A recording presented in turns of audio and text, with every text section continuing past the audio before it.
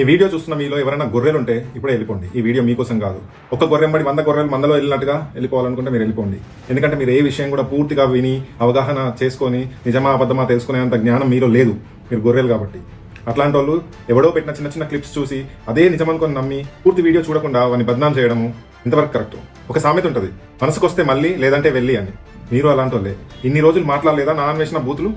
ఆ రోజు అందరికీ నచ్చాడు. ఆ రోజు వాడు లంజా కొడక అన్నా కూడా నచ్చిండు, ఇంకేం మాట్లాడినా కూడా నచ్చిండు. అదే ఇప్పుడు నచ్చట్లేదు. ఎందుకంటే సోషల్ మీడియాలో అంత నెగిటివిటీ అందరూ వాడు మాట్లాడింది తక్కువ వీళ్ళు చేసేది ఎక్కువ అన్నట్టుగా నెగిటివిటీ స్ప్రెడ్ చేస్తున్నారు కాబట్టి మీకు నచ్చట్లేదు. తప్పేముంది? ఆడవాళ్ళు కరెక్ట్గా వాళ్ళకి ఇష్టం వచ్చినట్టుగా బతకాలడంలో తప్పేముంది? గరికపాటి ఉన్నాడు, గరికపాటి ఏమన్నాడు, 18 సంవత్సరాలు పిల్లోడు విడిచిపెట్టు 55 సంవత్సరాల దాటిన నాకే ఆగాలనిపించదు అన్నాడు.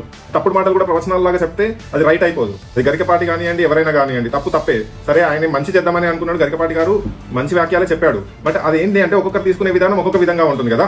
ఈ రోజు అన్వేష్ మంచి బట్టలు వేసుకోవడం గురించి ఒక పుచ్చకాయ తీసుకొచ్చి దానిలో ఏదో దోసకాయ పెట్టేసి మాట్లాడుతుంటే దాన్ని సీతమ్మ వారిని అవమానించడానికి పుచ్చకాయ తీసుకొచ్చిందని చెప్పేసి మాట్లాడుతున్నారు. అసలు ఆ పుచ్చకాయ విషయం ఏంది అనేది అది మీరు చూస్తే కదా తెలిసేది. ఎవడో పుచ్చకాయ తీసుకొచ్చి పెట్టిండు అది సీతమ్మ గురించే అని చెప్పేసి చెప్తే మీరు నమ్మడం ఏంటి? ఆ పుచ్చకాయ దేనికోసము? అసలు ఆడోళ్ళ సమస్య ఏంది? ఆడోళ్ళు బట్టలు వేసుకొని పొద్దుందాకా ఇన్ని బట్టలు వేసుకొని ఉండడం వల్ల వాళ్ళకి వచ్చే ఇబ్బందులు ఏంటి అని చెప్పేసి ఎక్స్ప్లెయిన్ చేయడం కోసం మాత్రమే అది వాడిండు. జనాలకి సెక్స్ ఎడ్యుకేషన్, పిల్లలకి సెక్స్ ఎడ్యుకేషన్ చేయాలి, ఇట్లా చేస్తే ఇట్లా ఉంటది అని చెప్పడానికి ఆ పర్టికులర్ పుచ్చకాయ కానీ దోసకాయ కానీ తీసుకురావడం జరిగింది. అది ఎవరిని కించపరచడానికి కాదు, మీకు మీ గొర్రె బుద్ధికి అర్థం కాదు అని చెప్పేసి అట్లాంటి వీడియో చేయడం జరిగింది.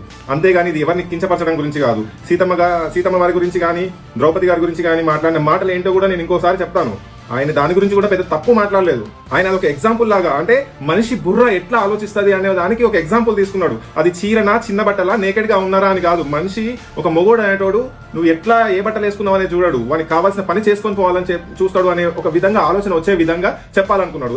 ఇవన్నీ కూడా సోషల్ మీడియాలో యూట్యూబ్ లో వీడియోస్ ఉంటాయి, చూడండి. ఆయన మాట్లాడిన మొత్తం వీడియోలు చూడండి. కొంచెం వాడెవడో చూపించిందంతా చూసేసి మీరు దానికి జడ్జిమెంట్ మీరే పెద్ద జడ్జిలు అయిపోకండి.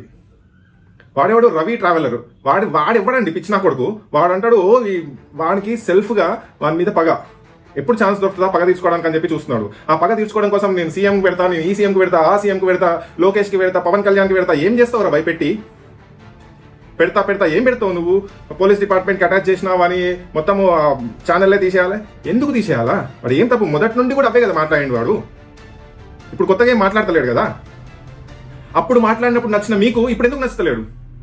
ఎవడో రాంగ్ ప్రచారం చేస్తున్నాడు కాబట్టి మీరు పూర్తిగా వీడియోలు చూడకుండా ఇప్పుడు వాడిని నెగిటివ్ చేయడానికి ప్రయత్నం చేస్తున్నారు కాబట్టి మీకు నచ్చట్లేదు, అన్ఫాలో చేస్తున్నారు. చేయండి. కాకపోతే అనవసరంగా తప్పుడు ప్రచారాలు ఎందుకు చేస్తున్నారు?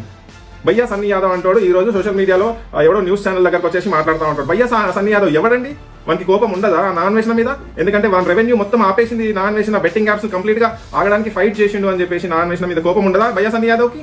వాని అమౌంట్ మొత్తం గవర్నమెంట్ సీజ్ చేసి పెట్టింది అని చెప్పేసి కోపం ఉండదా?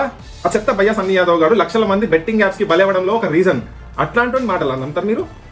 గొర్రెల లెక్క తలకాయ ఊపుకుంటూ ఒకరికో ఒకరు మందలాగా పోవడం తప్పితే ఫుల్ గా వీడియో చూడండి. ఎవరిదైనా సరే, నేను చేసినా కూడా ఇంకొకరు చేసినా కూడా ఒకవేళ ఏదైనా మీకు రాంగ్ అనిపిస్తే ఫస్ట్ మళ్ళీ చూడండి. అది నిజమెంత అబద్ధం ఎంత, ఆయన చెప్పే పద్ధతి, ఆయన మాట్లాడే మాటలు కొంచెం వెటకారంగా ఉంటాయి, ఆయన బూతులు ఉంటాయి. బూతులు ఉన్నదనే సంగతి మీకు మొదటి నుండి తెలియదా? మీరు మొదటి నుండి ఆయన వీడియో చూస్తున్న వాళ్ళు మొదటి నుండి ఫాలో అవుతున్నారు. బూతులు ఉన్నాయి నచ్చే కదా ఫాలో అవుతున్నారు. ఆయన ఏం తప్పు మాట్లాడాడు?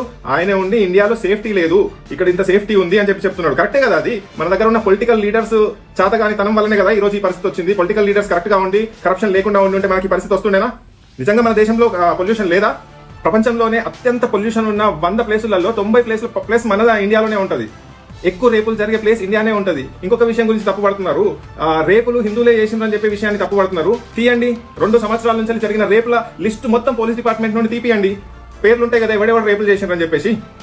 ఆ పేర్ల వల్ల వాళ్ళ రిలీజియన్ వల్ల తెలుస్తుంది కదా హిందువులు చేసిండ్రా ముస్లిం చేసిండ్రా. 98% మోర్ దెన్ 95 to 98% హిందువులే ఉంటారు చేసింది. నేను హిందువులు తప్పు అనట్లేదు, ముస్లిం తప్పు అనట్లేదు. కాకపోతే ఏంటంటే ఆయన మాట్లాడిన మాటలు పూర్తిగా అర్థం చేసుకోండి అంటున్నా నేను. మనది హిందూ దేశం కాబట్టి, హిందువులం ఉంటాం కాబట్టి రేప్ చేసినా మంచి చేసినా ఏది చేసినా హిందువులమే ఉంటాం ఇక్కడ. అది అర్థం చేసుకోకుండా మీరు ఇష్టం వచ్చినట్టు ఎవడో న్యూస్ ఛానళ్ళలో పోయి మీడియాలలో సోషల్ మీడియాలలో వానికి నచ్చింది వాడు చూపిస్తాడు. ఒకటే పాయింట్ చూపిస్తాడు, టీ షర్ట్లు వేసుకున్న సీతాదేవికే రేప్ జరిగింది అని చెప్పేసి చూపిస్తాడు. కానీ దాని ముందు అసలు ఏం జరిగింది, అసలు ఎందుకు ఆ మాట తీయాల్సి వచ్చింది అనేది ఎవడు చూడడు. ఆ రోజులలో రావణాసుడు సీతాదేవి మీద మోజుపడి సీతాదేవిని తీసుకుపోవడానికి వచ్చినప్పుడు సీతమ్మ వారు ఉన్నది చీరలోనే, ట్రెడిషనల్ వేషధారణలోనే కదా. అయినా కూడా రావణాసుడికి సీత మీద మోజు కలిగింది కదా అని చెప్పేసి ఆయన చెప్పాలనుకున్నాడు. చిన్న బట్టలు వేసుకున్నంత మాత్రం కాదు కదా అనేది ఆయన ఉద్దేశం. ఎవరైతే ఈ బెట్టింగ్ యాప్స్ లో బలి అయినోడు ఉన్నాడు కదా, ఎవరైనా కానీ భయ్యా సన్నీ యాదవ్ గారు కానివ్వండి, ఇంకెవరైనా కానివ్వండి, వీళ్ళందరూ దీన్ని పెద్ద రచ్చ చేస్తున్నారు. ఎందుకు అంటే వాళ్ళందరూ ఆల్రెడీ వాని వల్ల బలి అయిపోయింది కాబట్టి.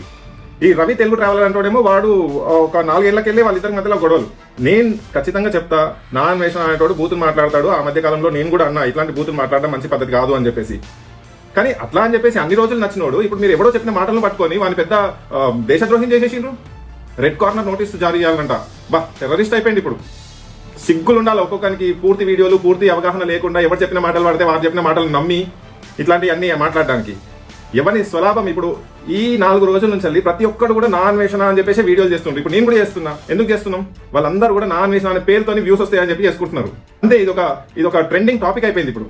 ఎందుకు ఇట్లా ఒక జీవితము వాడు మాట్లాడింది తప్పే, వాడు చేసింది తప్పే, వాడి మాట తీరు తప్పే, కానీ వాడు మాట్లాడాలనుకునే వాడి ఉద్దేశం కరెక్ట్ కదా. ఒకసారి ఆ పుచ్చకాయ వీడియో మీరు మొత్తం చూడండి. అసలు ఆడవాళ్ళ గురించి ఎంత మంచిగా చెప్తాడో తెలుస్తుంది మీకు. ఆ రవి తెలుగు ట్రావెలర్ గాడు వేస్ట్ నా కొడుకు. అంత చదువుకున్నా అంటాడు, అమెరికాలో ఉన్నా అంటాడు, అది చేసినా ఇది చేసినా నా ఎకనామికల్ గా నేను ఫుల్ సెటిల్డ్ అంటాడు. మనకి మెదడు లేదా అసలు? నేను నెల రోజులు ఖాళీగా ఉండేనా సరే వీన్ని తొక్కేయడానికే చూస్తా అంటాడు. అట్లాంటి మెంటాలిటీ ఉన్న మాటలా మనం నమ్మేది. ఏమంటాడు? ఆ పుచ్చకాయ తీసుకొచ్చి సీతమ్మ వారిని అవమానించారు. అసలు పుచ్చకాయ ఇష్యూ మీరు మొత్తం చూడండి. మీరు కమెంట్ చేసి చెప్పండి ఒకవేళ ఆ వీడియో మీకు చూడాలనుకుంటే ఫుల్ వీడియో, లేదంటే మీకు యూట్యూబ్ లో ఆ ఫుల్ వీడియో ఉంటుంది. ఆ పుచ్చకాయ విషయంలో నా మీద చాలా క్లియర్గా ఎక్స్ప్లెయిన్ చేద్దాం అనుకున్నాడు. ఆడవాళ్ళ సమస్యలు ఏంది, వాళ్ళకి పీరియడ్స్ వస్తూ ఉంటాయి, డెలివరీ అవుతూ ఉంటుంది, ఆ ప్లేస్లలో క్యాన్సర్లు ఫామ్ అవుతూ ఉంటాయి గర్భసంచిలో, ఇట్లాంటివన్నీ ఎక్స్ప్లెయిన్ చేయడానికి ప్రయత్నం చేసిండు. అర్థం చేసుకోకుండా ఈ ఆడోళ్ళు కూడా అసలు ఏమీ చూడకుండా ఏదో పెద్ద ఒకడు చెప్పిండు కదా అని చెప్పేసి వాళ్ళు వెనకాల ఇక తానా అంటే తందానా అన్నట్టు వెళ్ళిపోతూనే ఉంటారు. మీకంటూ ఒక ఒపీనియన్ లేదా? ఎవరు చెప్పింది వాడే నమ్ముతాడు. శివాజీ గాడు ఏదో అన్నాడని చెప్పేసి వాడు చెప్పింది వాడు శివాజీ గ్రేట్ అంటారు. దొంగ ముండాలని మాట్లాడిండు, అది మీకు అవసరం లేదు. వాడు మంచోడు అయిపోయింది. ఇప్పుడు వీడు చెడ్డోడు అయితే వాడు చెడ్డోడే కదా. వాడు బూతులే మాట్లాడిండు, వీడు బూతులే మాట్లాడిండు. కొన్ని వాడు సారీ చెప్పిండు అనుకుంటే వీడు కూడా సారీ చెప్పిండు కదా. మరి మనిషి అన్నాక కాసింత ఇంకిత కొంచెం జ్ఞానం ఉండాలా. జ్ఞానం లేని పనులు ఎవడో చెప్పిన మాటలు విని గొర్రెల మందులో కలిసిపోయినట్టుగా కలిసిపోతామంటే ఇక ఏం చేస్తారు? మీలాంటి వాళ్ళని మార్చడం ఎవరి వల్ల కాదు. ఇంకా కొంచెం సెల్ఫ్గా ఆలోచించడం నేర్చుకోండి. మీ అంతలో మీరు డెసిషన్స్ తీసుకోవడం నేర్చుకోండి. ఎవడన్నా రివ్యూ చెప్తే అదే పెద్ద గ్రేట్ అనుకుంటారు. ఎవడన్నా వీడే గెలవాలంటే వీడే గెలవాలంటారు. One sided ఎందుకుంటారు? మీకంటూ ఒక ఒపీనియన్ లేదా? మీకంటూ ఒక మైండ్ లేదా?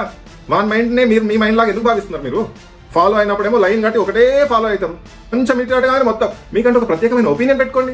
ఎప్పుడు మారుతారో ఈ దేశం ఇందుకే ఇట్లనే ఉండిపోతుంది. ఒకడు పైకి పోతే గుంజుతారు, ఒకటి కిందికి పోతే లేవనియరు. ఒకడు ఏదైనా మంచి మాట్లాడదాం అనుకుంటే వాడు పిచ్చోని చేసేస్తారు, ఒకడు ఏదైనా బూతులు మాట్లాడితే వాడిని మంచోని చేసేస్తారు. ఒక ప్రాపర్ ఆలోచన ఉండదు ఎవరికి. ఏంటండి ఇది? అసలు నాకు అర్థం కాదు.